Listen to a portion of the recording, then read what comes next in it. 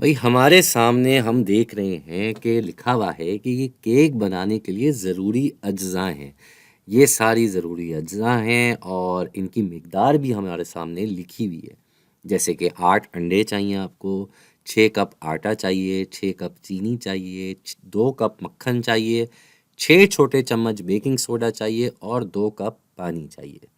ये तो हम बना रहे हैं केक, लेकिन ये केक कितने लोगों के लिए है? ये केक है 32 लोगों के लिए। 32 लोगों के लिए है भाई ये केक। तो ये अगर केक 32 लोगों के लिए है और हमें केक बनाना है 16 लोगों के लिए, इसके आधे, 32 नहीं 16 लोगों के लिए अगर हमें बनाना है, अगर हमें 16 के लिए केक बनाना है तो क्या यही मिकदार रखेंगे हम? नहीं, क्योंकि ये तो 32 लोगों के लिए भाई, हमें इसी तरीके से इनकी मिकदार आधी करनी होगी। तो जहां हमें पहले 8 अंडे चाहिए थे 32 लोगों के लिए, यहाँ 16 के लिए हमें 4 चाहिए होंगे भाई, आधा ही हो जाएगा। जैसे 32 का आधा 16 है, वैसे यहाँ 8 का आधा 4 हो जाएगा।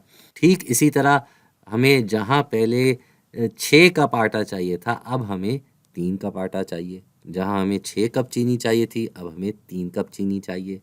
जहाँ हमें 2 कप मक्खन चाहिए था, वहाँ हमें 1 कप मक्खन चाहिए। सब कुछ आधा हो रहा है। इसी तरीके से 6 छोटे चम्मच चाहिए थे 32 लोगों के लिए केक बनाने के लिए, तो अब कितने चाहिए होंगे? बिल्कुल सही पहचाना आपने, अब हमें 3 छोटे चम्मच चाहिए होंगे। आखिर में यहाँ 2 कप पानी चाहिए था, तो अब हमें 1 कप पानी चाहिए होगा। ये बात तो हम समझ गए कि ये सब चीज़ों की मिकदार आधी आधी हो रही है। ज़रूरी चीज़ यहाँ समझने की क्या है कि अगर हम यहाँ मिसाल के तौर पे अंडे और आटा, इनका आपस में तनासुब देखें तो वो क्या बन रहा है? वो बन रहा है 4/3। भाई 4 अंडों पे 3 कप आटा चाहिए, ये तो हमारा तनासुब है इनका। अब यही चीज़ हम यहाँ पे देखें तो हमें 8 अंडे चाहिए और 6 कप आटा चाहिए, तो इधर तनासुब बन रहा है 8/6। तो क्या ये उतना ही तनासुब चल रहा है? देख लेते हैं भाई, दोनों को अगर मुनफरिद रूप में लाया जाए तो ये दोनों जफ्त अदद हैं, यानी कि दोनों को हम 2 से तकसीम कर सकते हैं। दोनों को हम 2 से तकसीम कर सकते हैं।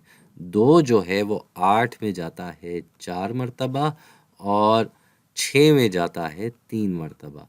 तो हमारा ये बुनियादी मिकदार वही आ गई जो यहाँ पे थी, 4/3। तो कहने का मकसद ये है कि मुसावी तनासुब होंगे अब आपस में। जो भी तनासुब आप यहाँ लेंगे कोई भी दो चीज़ों का, उसका मसावी तनासुब यहाँ बनेगा, क्योंकि हमारी तरकीब उस केक बनाने की नहीं बदली, बस हर चीज़ की मिकदार आधी हो गई।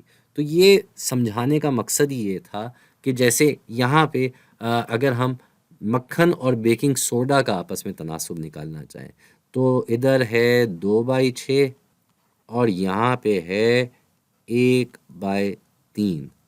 तो वही बात आ गई, अगर इन दोनों को भी हम 2 से तकसीम करेंगे, यहाँ पे भी हमने 2 से तकसीम किया, यहाँ से भी 2 से तकसीम किया इसको मुनफरिद रूप में लाने के लिए, तो यहाँ फिर से ये 1/3 ही आएगा।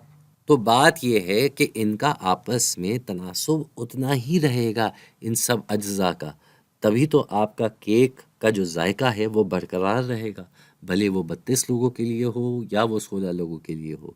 आपको सिर्फ इन सब का आपस में तनासुब उतना ही रखना है।